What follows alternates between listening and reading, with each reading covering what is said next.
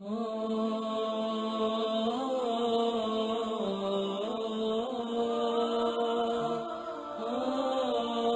حق کا نام ہے، تیرے دل میں ہے علی؟ ہاں، کوئی حق تو نہیں دبایا، کسی یتیم کا مال تو نہیں کھایا، کسی کے پیسے تو نہیں دینے تجھ کو؟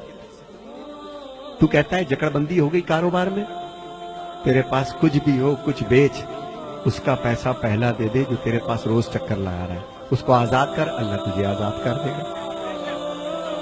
کیو ٹی وی پہ لکھا ہوا تھا جناب، ایک جملہ لکھا ہوا شکیل بخاری صاحب، لکھا تھا ایک صاحب تھے کہ باہر نکلتا ہوں، کبھی کوئی خوف میں رکھتا ہے، کبھی بل خوف میں رکھتے ہیں، کبھی ٹیکس خوف میں رکھتا ہے، کبھی فلاں چیز خوف میں رکھتی ہے، کبھی یہ چیز خوف میں رکھتی ہے، کبھی کاروبار میں بدماش چلے آتے ہیں۔ خدا کی قسم فقیر نے ایک جملہ کہا، کہنے لگا اللہ کہتا ہے جن کا تو وارث ہے اپنے گھر میں ان کو حالت خوف میں نہ رکھ، ورنہ اللہ تجھے باہر حالت خوف میں رکھے گا۔ خدا کی قسم یہ میں معجزہ دے رہا ہوں گھر میں جانا اپنے جو جسٹ میرڈ ہیں، جن کی بیویاں ہیں، آج مولا علی کی محفل کے صدقے میں جو مولا علی کا پیغام ہے وہ دینا چاہتا ہوں میں۔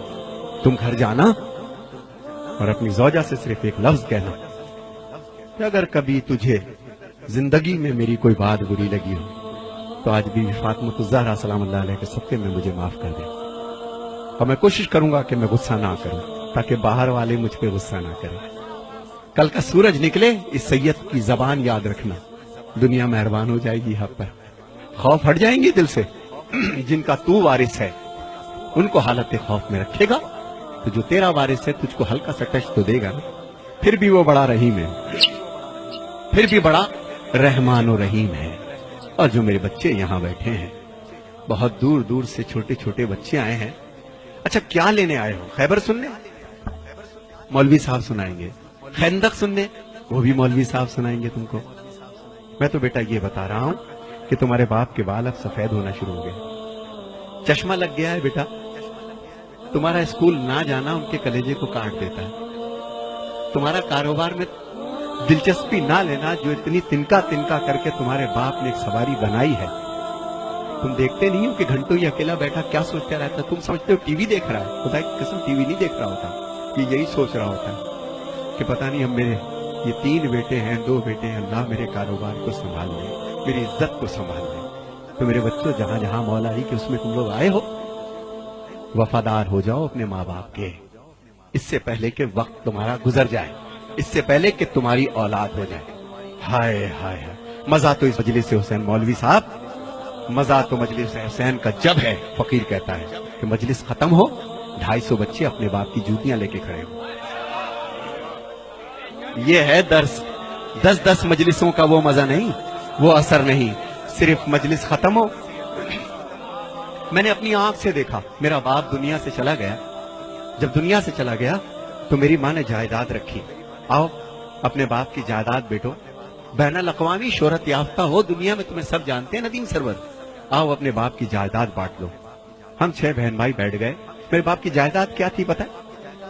6 جوڑے پوری زندگی کے، ایک ٹین کا بکس، غریب نہیں تھا حالانکہ، 2 ایک جوتا، ایک چپل، ایک چشمہ، 7-8 انگوٹھیاں، ایک ٹوپی، ایک جانماز، یہ جائیداد تھی ندیم سرور کے باپ کی۔ مگر اسی ندیم سرور کے باپ کو ایک دفعہ میں نے دیکھا، بتاتے کسی کو نہیں تھے کہ میں باپ ہوں ندیم سرور کا، اتنے سادہ تھے، رش میں کچل گئے، چشمہ وہ جا کے پڑا، کسی نے پیچھے سے اٹھا رہے تھے، کسی نے دھکا دیا، پیشانی زخمی ہو گئی، میں تڑپ گیا، خدا کے قسم تڑپ کے گیا ابا۔ میں نے کہا ابو یہ کیا ہو گیا؟ ارے نہیں میرا بچہ، ہائے ہائے، جس نے مجھے چلنا سکھایا، جس نے مجھے بولنا سکھایا، جس نے میری ناپاکی کو برداشت کیا، 10 بار میرے سوال کے جواب کو دیا، یہی تمہارے باپ جو بیٹھے ہیں، انہوں نے تمہیں چلنا سکھایا میرے بچوں، انہوں نے تمہیں بولنا سکھایا۔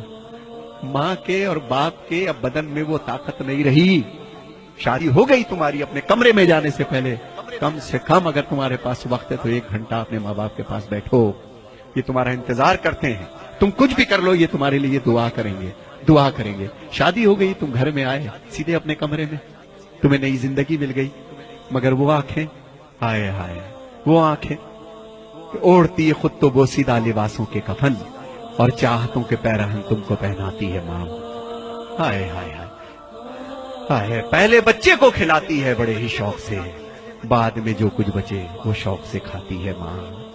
اور پیار کہتے ہیں کسے اور مامتا کیا چیز ہے؟ کوئی ان بچوں سے پوچھے جن کی مر جاتی ہے. خدا تمہارے ماں باپ کو قائم رکھے. میرے بچوں، چاہتے ہو تمہیں علی مل جائے؟ چاہتے ہو تمہیں حسین مل جائے؟ وہ بی بی سرکار حسین کی ماں ہے. کس کو چلا ہے من تو منانے؟ ہے تیرے پاس اتنا بڑا کردار کہ تو حسین کی ماں کو منا لے؟ اس کی جو کنیز تیرے گھر میں ہے نا، تیری ماں، پہلے اس کو منا. پہلے اس کو راضی کر، پھر تیری بی بی راضی ہوگی. خدا کی قسم اس علی کو منانے چلا ہے.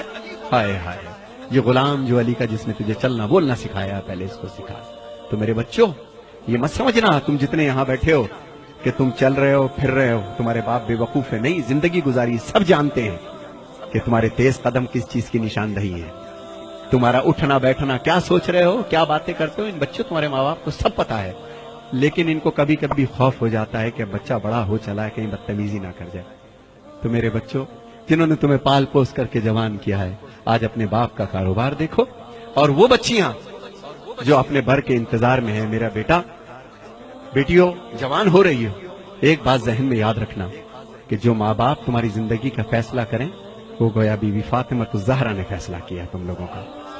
اور میری بہنوں کے لیے ایک پیغام ہے. اے میری بہنوں، جب تک تمہارے سر ڈھکے ہیں اس وقت تک ہمارے سر اٹھے ہیں. میرے حسینیوں، یہی بات ہے کہ نہیں ہے؟ جب تک ہماری بہنوں کے سر ڈھکے ہیں، جب تک تمہارے کردار سلامت ہیں، جب تک تمہارے، بے شک تم کالج جاؤ، یونیورسٹی جاؤ، جو چاہے کام کرو، کردار کے ساتھ لگے کہ علی والی ہو. جب چلو تو لگے کہ کسی علی والے کی بہن ہو، کسی کی بیوی ہو، کسی کی ماں ہو، کسی کی زوجہ ہو. یہی میرا ایک پیغام ہے آج کے مولا علی کا. مولا علی کا غم کیا ہے میں اس کو بھی پیش کروں گا.